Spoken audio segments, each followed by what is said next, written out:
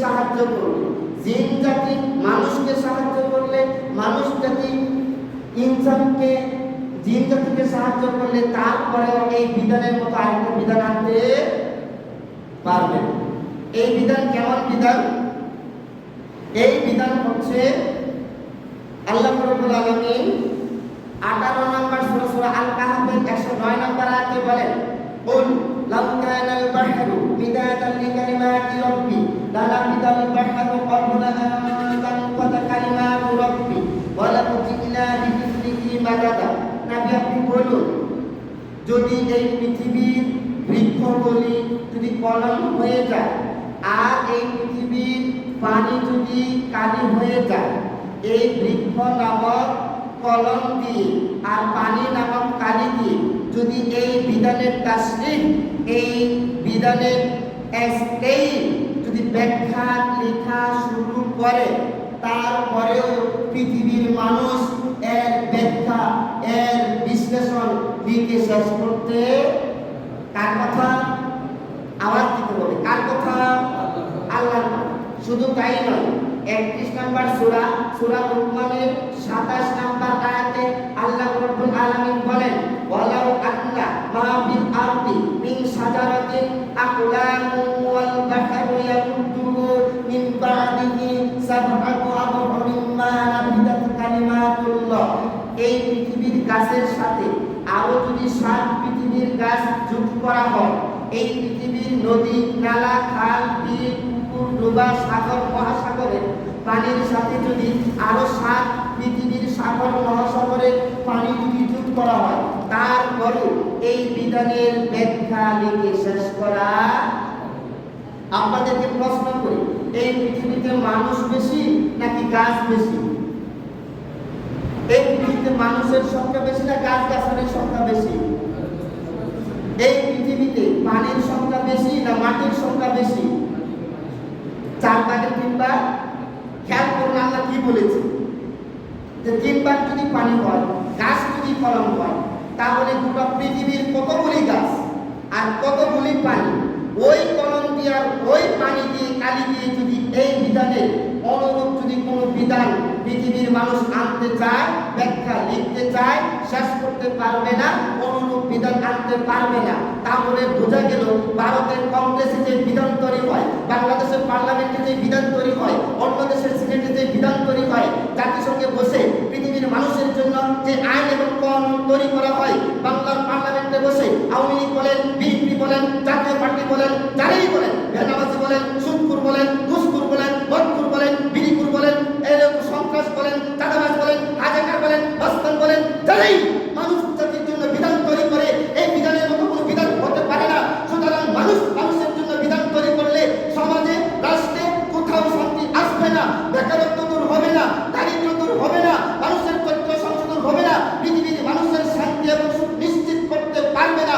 যদি পৃথিবীর মানুষের সুখ এবং শান্তি নিশ্চিত করতে হয়, পৃথিবীর সমস্ত বিধানকে তালাক দিয়ে, পৃথিবীর সমস্ত বিধানকে বোর্ড আউট করে দিয়ে আল্লাহর বিধান জমিনে বাস্তবায়ন করতে হবে। এই কথাই নিশ্চিত, এই কথাই 100% ঠিক। কথা কি ঠিক নয়? মানুষ সবার মানুষের জন্য বিধান তৈরি করবে কেন? আমি এসেছি আপনাকে জাগাতে, আমি এসেছি আপনাকে গুণ বানতে। সম্মানিত মুসলিম কেরাম, শুধু তাই নয়, আল্লাহ রাসূল সাল্লাল্লাহু আলাইহি ওয়াসাল্লামকে নিয়ে মক্কার নেতারা বসেছিল। দারুন নাদওয়া তাদের বৈঠকখানা ছিল, তাদের সংসদ ছিল। ওইখানে বসে বলতেছে, ইয়া মুহাম্মদ, তুমি সমাজে বিশৃঙ্খলা সৃষ্টি করতেছ, বাপদাদা জীবন ব্যবস্থা থেকে লোকদেরকে ছাঁটাই করে ফেলতেছ, আমাদের অর্ডারে সমাজ চলে, আর তুমি কে জান্নাতের কথা বলো, কে কিসের কবরের কথা বলো, কিসের মিজানের কথা বলো। এইগুলি বলে বলে আমার দল থেকে লোক নিয়ে তোমার দল বাড়ি করতেছ। ব্যাপার কি? পার্সোনাল পারপাস, উদ্দেশ্য কি? তখন বলল, মোহাম্মদ, তুমি কি সুন্দরী নারী চাও? যদি চাও তাহলে রাষ্ট্রের সেরা সুন্দরী এনে তোমার বধূ করে দেওয়া হবে। তুমি কি অর্থনৈতিকভাবে স্বাবলম্বী হতে চাও? সকলের কাছ থেকে টাকা তুলে তোমাকে বিত্তশালী করে দেওয়া হবে। তুমি কি নেতা হতে চাও? তোমার হুকুম আমরা মেনে চলি। তখন মুহাম্মদ সাল্লাল্লাহু আলাইহি ওয়াসাল্লাম বলেছেন, আপনারা যেটা দিতে পারবেন এইটা, যেটা দিতে না পারবেন ওইটা। অর্থাৎ আপনাদের বক্তব্য দেওয়া কি শেষ? বলল শেষ। আপনারা যেটা দিতে পারবেন বলেছেন, যেটা না দিতে পারবেন অর্থাৎ ওয়াল্লাহি লাউ কাদারু শামসা বিয়ামিনি ওয়াল কমারা বিয়াসানি আলা আন আতরুকা হাদাল আমরা হাত্তা ইহুলিকা আও দুনাহুমা তারাক্তুহু ওয়াল্লাহি লাউ কাদারু শামসা বিয়ামিনি ওয়াল কমারা বিয়াসানি আলা আন আতরুকা হাদাল আমরা হাত্তা ইউহিরাহুল্লাহু আও ইহুলিকা দুনাহু মা তারাক্তুহু।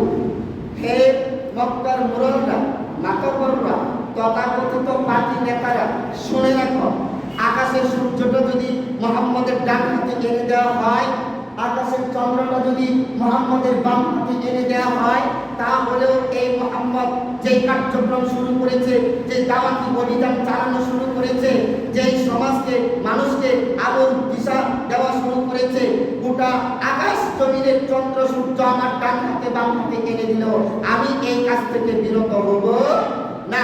এই কাজ করতে করতে আমি মুহাম্মদ এই দুনিয়ার বুক থেকে বিলীন হয়ে যাব।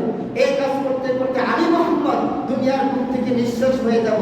তারপর আমি এই কাজ বন্ধ করব না। সুতরাং এই হাদিস থেকে কাতারের বাবা উচিত ছিল, ব্রুনাই সরকারের বাবা উচিত ছিল, সৌদি আরবের সরকারের বাবা উচিত ছিল, তুরস্কের সরকারের বাবা উচিত ছিল, ইয়েমেন সরকারের বাবা উচিত ছিল।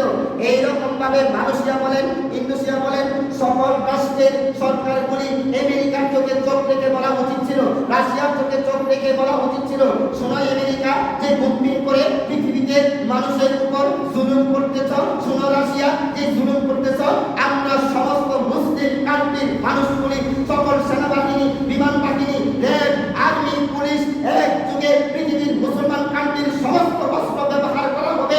তোমাদের মাস্তানি পৃথিবীতে চলতে দেওয়া হবে না, তোমাদের সন্ত্রাসী তৎপরতা পৃথিবীতে চলতে দেওয়া হবে না।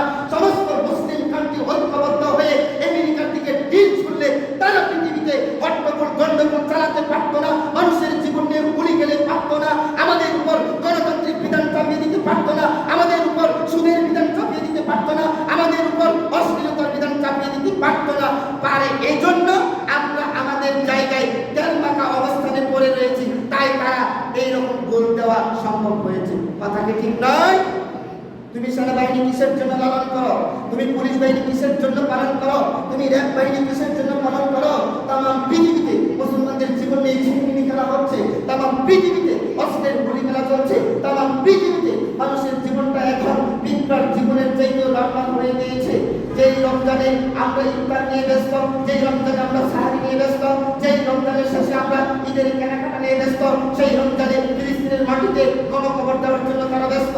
আজ পর্যন্ত জাতিসংঘ তাদের আত্মনাদ শুনে না, আজ পর্যন্ত নেতা তাদের আত্মনাদ শুনে না, আজ পর্যন্ত আন্তর্জাতিক আদালত তাদের আত্মনাদ শুনে না। আমরা বুঝে গেছি আন্তর্জাতিক আদালত বলতে কিছু নাই, আমরা বুঝে গেছি কাফেরদের বিচার পৃথিবীর কেউ করবে না। যদি করতো জর্জ বুশের বিচার কে করেছে, যদি করতো ডোনাল্ড ট্রাম্পের বিচার কে করেছে, যদি করতো নরেন্দ্র মোদীর বিচার কে করে, যদি করতো নেতানিয়াহুর বিচার কে করে, সুতরাং তারা তাদের বিচার করবে না। এই বিচারের দায়িত্ব গোটা পৃথিবীর ইমানদারদের হাতে তুলে নিয়ে আমেরিকাকে চিরদিনের জন্য একটা শিক্ষা দিতে হবে। সকল বিধান বাতিল করে ওহির বিধান অভয় কাগজে কায়েম করলে গোটা পৃথিবী এক নির্দেশে পরিচালিত হবে। কথা কি ঠিক নয়? কথা বলে কথা কি ঠিক নয়? সম্মানিত উপস্থিতি, সকল বিধান বাতিল করো, ওহির বিধান কায়েম করো। ওহির বিধান কি জিনিস? ওহির বিধান মানবাধিকার প্রতিষ্ঠা করে। মানবাধিকার কি? একজন মানুষের জন্য যে সকল অধিকার গুলো পেলে তার ব্যক্তিত্বের বিকাশ করে, একজন মানুষ যে সকল অধিকার গুলো পেলে সে জীবনে স্বাচ্ছন্দ্য চলতে পারে, এই সকল অধিকারের নাম কি হলো? মানবাধিকার। দেখেন আল্লাহ রাব্বুল আলামিন মানবাধিকারের জন্য কত চমৎকার বিধান দিয়েছে, খেয়াল করুন।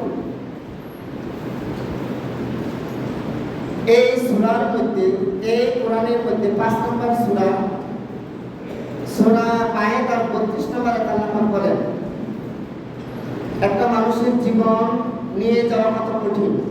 মান কাতালা নাফসান বিগয়রি নাফসিন আও ফাসাদিন ফিল আরদি ফাকান্নামা কাতালান নাসা জামিআ। কেউ যদি কাউকে বিনা কারণে মেরে ফেলে তাহলে পুরো পৃথিবীর মানুষকে মেরে ফেলে। বিনা কারণে, কারণ থাকলে মারা যাবে।